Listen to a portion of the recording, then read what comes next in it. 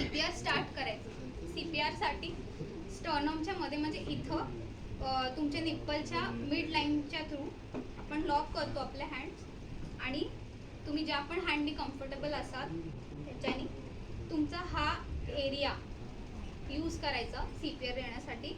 Lock करून नीजवर यायचं. तुमचं पूर्ण जे स्ट्रेस आहे ते ह्याच्यावर जायला पाहिजे आणि हे तुमचे जे एल्बोज आहेत ते बेंड नाही झाले पाहिजे, स्ट्रेट असायला पाहिजे जेव्हा तुम्ही CPR देता.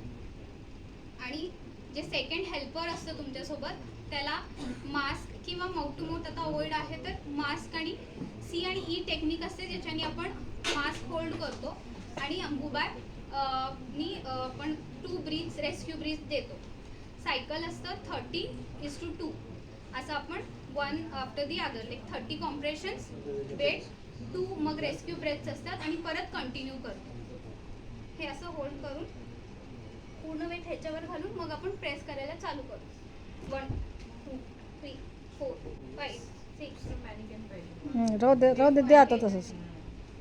तू फक्त लाईटली दे फक्त. असं असायला पाहिजे. तुमचं वेट ह्याच्यावरती जायला पाहिजे आणि मग 1 2 3 4 5 6 7 8 टच कर. 9 10 11 12 13 14 15 16 17 18 19 20 21 22 23 24 25 26 27 28 29 30.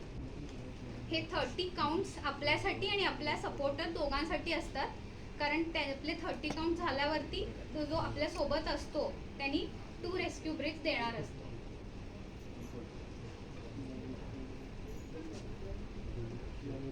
शिशे डोक्याकडून जातो.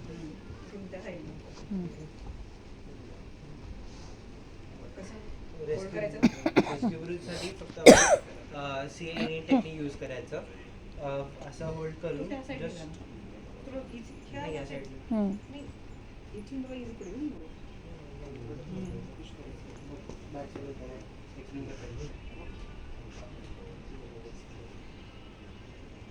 जस्ट C आणि टेक्निक होल्ड करून असं इथून करायचं आणि जॉ लॉक करायचं इथून आणि 1/3 फक्त पंप करायचं. पूर्ण पंप करायचं नाही असतं.